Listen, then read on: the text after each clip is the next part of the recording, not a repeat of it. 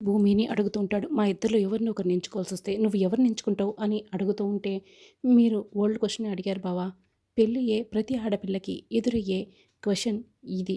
ఇద్దరిలో ఎవరు కావాలంటే ఏ ఆడపిల్లైనా ఏం చెప్తుంది బావ అని భూమి అంటుంది. ఇప్పుడు నువ్వు పెట్టిన కండిషన్‌కి నేను ఒప్పుకోకపోతే ఈ పెళ్ళిని ఆపేస్తావా అని గగన్ అడుగుతూ ఉంటాడు. అప్పుడు భూమి అది మీ చేతుల్లోనే ఉంది బావ అని చెప్పడంతో మొదటిసారి నువ్వు చాలా తెలివిగా మాట్లాడుతున్నావు భూమి అని గగన్ అంటాడు. నేను తెలివిగా మాట్లాడటం లేదు బావా, పుట్టింటి బంధం కావాలనుకునే ఆడపిల్లకి ఆడపిల్లగా మాట్లాడుతున్నాను. మా ఇంట్లో పెళ్ళైతే నువ్వు ఉండలేవా బావా అని భూమి అంటే, ఉండలేను అని గగన్ చెప్తాడు. ఉండకపోతే ఈ పెళ్ళి నేనే ఆపాలని నువ్వు చెప్పకనే చెప్తున్నావు. ఉండాల్సి వస్తే మనం ఇద్దరం ఈ ఇంట్లోనే ఉండాలని నువ్వు కండిషన్ పెడుతున్నావు. ఎనివే, పెళ్ళికి ముందే ఈ విషయం చెప్పి నువ్వు మంచి పని చేసావు. ఒకవేళ పెళ్లి తర్వాత చెప్పి ఉంటే మన మధ్య మాటల యుద్ధం మొదలై ఉండేది. అది మన మధ్య అపార్థాల పాలై అడ్డుగోడలా ఉండేది. రెడీ అయ్యిరా, నీ మెడలో తాళి కడతానని చెప్పి గగన్ బాధపడుతూ ఇక అక్కడి నుంచి వెళ్ళిపోతాడు. గగన్ని తీసుకొని పూర్ణి, శారద పెళ్లిపీటల దగ్గరికి వస్తారు. ఇక గగన్ పెళ్లిపీటల మీద కూర్చొని ఉంటే గదిలో భూమి కృష్ణప్రసాద్ చెప్పిన మాటల్ని గుర్తు చేసుకుంటూ చాలా బాధపడుతూ గుండెలు పగిలేలా ఏడుస్తూ ఉంటుంది. గగన్ పెళ్లిపీటలపై కూర్చొని, పంతులు గారు పెళ్లి తంతు మొదలు పెట్టండి. ఈ పెళ్లి తంతు మొదలైనప్పటి నుంచి ఈ పెళ్ళి ఆగిపోతుందని మాట్లాడిన వాళ్ళందరూ కూడా ఇప్పుడు చూస్తూ ఉండండి, ఈ పెళ్ళి జరుగుతుంది అని గగన్ చెప్తాడు. అమ్మ, పెళ్లి కుమార్తెని తీసుకురండి అని పూజారి గారు అంటారు. భూమి వచ్చి పెళ్లిపీటల మీద కూర్చొని ఉంటుంది. అప్పుడే శరత్చంద్ర కోపంతో రగిలిపోతూ రివాల్వర్ని బయటికి తీసి చాటుగా పట్టుకొని ఉంటాడు. భూమి, గగన్ ఇద్దరు పెళ్లిపీటల మీద కూర్చొని పూజ చేస్తూ ఉంటారు. అప్పుడే ఇదంతా చూస్తున్న గోరింటాకు సుజాత, అదేంటమ్మాయి పెళ్లి జరిగిపోతుంది అని అంటే, అదే కదా పిన్ని నాకు కావాల్సింది, ఈ పెళ్లి జరిగితేనే కదా బావ చేతిలో ఉన్న రివాల్వర్ పేలేది, ఒక్కసారి బావ చేతిలో ఉన్న రివాల్వర్ చూడు అని అపూర్వ చూపిస్తూ ఉంటుంది. అమ్మో, నువ్వు చిన్న అపూర్వ కాదమ్మాయి, అంటే ఈ గగన్ గారిని చంపించేస్తున్నావన్నమాట అని గోరింటాకు అంటుంది. అంతే కదా పిన్ని, వాడు తాళి కట్టే సమయానికి బావ ఆ రివాల్వర్ పేల్చేస్తాడు, వాడు కుప్పకూలిపోతాడు. మనం ఈ భూమి చేత తెల్ల చీర కట్టించాలి అని అపూర్వ అంటుంది. ఇక గగన్ తాళి తీసుకొని భూమి మెడలో కట్టబోతూ ఉంటాడు. శరత్చంద్ర చేతిలో రివాల్వర్ని పేల్చడానికి కింద పెట్టుకొని, అంటే డైరెక్ట్గా అందరికీ చూపించకుండా కింద నుంచే షూట్ చేయడానికి రెడీగా ఉంటాడు. అప్పుడే గగన్ తాళి కడుతూ ఉంటాడు. భూమి కళ్ళు మూసుకొని బాధపడుతూ ఉంటుంది. అయితే గగన్ తాళి కట్టకుండా ఒక క్షణం భూమి మాట్లాడిన మాటలని, తర్వాత పెళ్ళి ఆగిపోయిందని, అక్కడ జనాలు మాట్లాడిన మాటలని మొత్తం కూడా గుర్తు తెచ్చుకుంటూ ఉంటాడు. తాళి కట్టకుండా ఆలోచిస్తూ ఉంటాడు. మా ఇంట్లో ఉండలేవా బావ పెళ్ళైతే అని మాట్లాడిన భూమి మాటల్ని గగన్ మాటి మాటికి గుర్తు చేసుకుంటూ ఉంటాడు. ఇక తాళి కట్టకుండా ఆగిపోయి గగన్ అందరి వైపు చూస్తూ ఉంటాడు. శారద మరింత షాకింగ్గా చూస్తూ ఉంటుంది.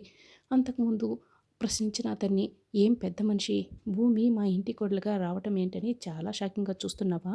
ఇప్పుడు నేను తాళి కడితే తను మా ఇంటి కోడలు అయిపోతుంది, మా ఇంటికి కోడలుగా అడుగు పెడుతుంది. కానీ ఇప్పుడు నేను ఈ తాళి కట్టను అని ఆ తాళిని భూమి ముందు కింద పడేస్తాడు. ఏమమ్మా ఆనిముత్యం, ఆఖరి నిమిషంలో భూమి పెళ్ళి వద్దనుకొని వెళ్ళిపోయిందని అన్నావు కదా, మరి మళ్ళీ తిరిగి ఎందుకు వచ్చింది, సిగ్గులేకనా అని గగన్ ప్రశ్నిస్తూ ఉంటాడు. ఇక చరణ్, శారద, కృష్ణప్రసాద్ అందరూ కూడా గగన్ మాటలు విని షాక్ అవుతారు. రే గగన్, ఏం మాట్లాడుతున్నావు, నువ్వు మతుండే మాట్లాడుతున్నావా అని శారద కోప్పడుతుంది. అమ్మా, ఇక్కడ ఎవరు ఏమీ మాట్లాడకూడదు, నీతో పాటే ఇప్పుడు నేను మాత్రమే మాట్లాడాలి అని గగన్ ఆ మండపం నుంచి కిందకి దిగి, ఏమమ్మా పెద్ద మనిషి, చెప్పు, భూమి ఎందుకు తిరిగి వచ్చింది, సిగ్గులేకనా, లేకపోతే పెళ్ళికి నేను తప్ప వేరే గత్యంతరం లేకనా అని గగన్ ఇక అందరినీ నిలదీస్తుంటారు. రే గగన్, నిన్ను అంటూ శరత్చంద్ర గట్టిగా అరుస్తూ ఉంటాడు. శరత్చంద్ర, నీకు మాట్లాడే హక్కే లేదు, ఇప్పుడు ఇది నా టైం, ఇప్పుడు నేను మాట్లాడే హక్కు నాకు నాకు మాత్రమే ఉంది. ఆ హక్కు, ఇది నా టైం నడుస్తుంది. నువ్వు మేమందరం తలదించుకునేలా డామినేటింగ్గా చాలా మాట్లాడావు. ముహూర్తం టైంకి నీ కూతురు పందిరి వదిలేసి వెళ్ళిపోయింది, అప్పుడు నా పరువు పోతుంది. ఇప్పుడు తాళి కట్టే సమయానికి చీ చీ పో, నేను తాళి కట్టను అని అంటే అప్పుడు నీ పరువు పోతుంది అని గగన్ చెప్పగానే అప్పుడు ఆ షాకింగ్గా చూస్తూ ఉంటారు అందరూ.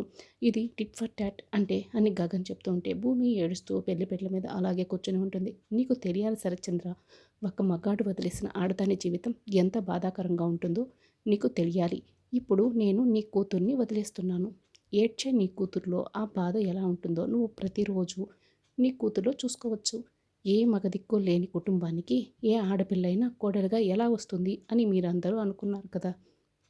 ఇప్పుడు చెప్తున్నాను వినండి. రాసి పెట్టి ఉంటే ఎలాగైనా వస్తుంది అని గగన్ అక్కడ ఉన్న జనాలందరికీ చెప్తూ ఉంటాడు.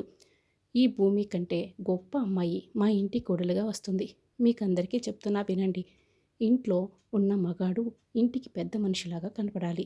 కానీ చేతులకి గాజులు వేసుకున్న ఆడదానిలాగా మెడకు బెల్ట్ వేసుకొని తోక ఊపుతున్న కుక్కలాగా బతకడం నాకు చేత కాదు అని గగన్ కృష్ణప్రసాద్ వైపు చూస్తూ చెప్తూ ఉంటాడు. భూమి, అది నీకు అర్థమైతే చాలు అని నేను ఈ పెళ్ళిని క్యాన్సిల్ చేస్తున్నాను అని గగన్ గట్టిగా అరిచి చెప్తూ ఉంటాడు. అంటే నువ్వు ఇళ్ళకి రమ్మని చెప్పావు, అది నాకు ఇష్టం లేదు. కుక్కలాగా తోక ఊపుకుంటూ చేతులకి గాజులు వేసుకున్న మొగుడులాగా ఆ జీవితం ఉంటుందన్న అర్థంతో ఈ పెళ్ళి క్యాన్సిల్ చేస్తున్నాను భూమి అన్నట్లుగా గగన్ ఇక టిట్ ఫర్ టాట్ అన్నట్లుగా భూమికి బుద్ధి చెప్తాడు. నక్షత్రం మాత్రం ఇది చూసి చాలా సంతోషపడుతూ ఉంటుంది. ఇక బావని నేనే పెళ్లి చేసుకునేది అన్నట్లుగా సిగ్గుపడుతూ మురిసిపోతూ ఉంటుంది. రే గగన్ అని శారద పిలుస్తూ ఉంటుంది. అమ్మ రా ఇంటికి వెళ్దాం అని గగన్ 2 అడుగులు ముందుకు వేసేస్తాడు. అప్పుడే శరత్చంద్ర రే గగన్ ఆగరా అని గట్టిగా అరుస్తాడు. మమ్మల్ని అవమానించి వెళ్ళిపోతున్నానని నువ్వు విర్రవిగుతున్నావు కదరా, చూస్తూ ఉండు. వారం రోజులు తిరిగే లోపల నా భూమికి నేను ఘనంగా పెళ్లి చేస్తాను అని శరత్చంద్ర అంటాడు. నువ్వు ఎంత గొప్ప సంబంధం తెచ్చినా కూడా నువ్వు తెచ్చిన సంబంధాన్ని నాతో కంపేర్ చేస్తూ ఈ లోకం మాట్లాడుతూనే ఉంటుంది శరత్చంద్ర. భూమి మెడలో తాళి కట్టేవాడు నా అంత మంచివాడా కాదా, నా అంత బాగున్నాడా లేదా అని ప్రతిదానికి కంపేర్ చేస్తూ ఉంటారు, మాట్లాడుతూనే ఉంటారు. అప్పుడు కానీ నీ కూతురికి పెళ్ళవదు. ఇలా కంపేర్ చేయడం నాకు కిక్కిస్తే నీకు తలవంపుల్ని ఇస్తుంది అని గగన్ అంటాడు. తలదించుకోవడం తలవంపులకి గురి కావడం అది నీకు అలవాటేమో. నేను తెచ్చిన సంబంధం నీతో కంపేర్ చేయాల్సి వస్తే అది నాకు తల వెంట్రుకతో సమానం. నీతో పెళ్ళి తప్పిపోయింది మంచికేనని జనాలందరూ మాట్లాడుకుంటారు అని శరత్చంద్ర అయితే మాటలు అంటూ ఉంటాడు.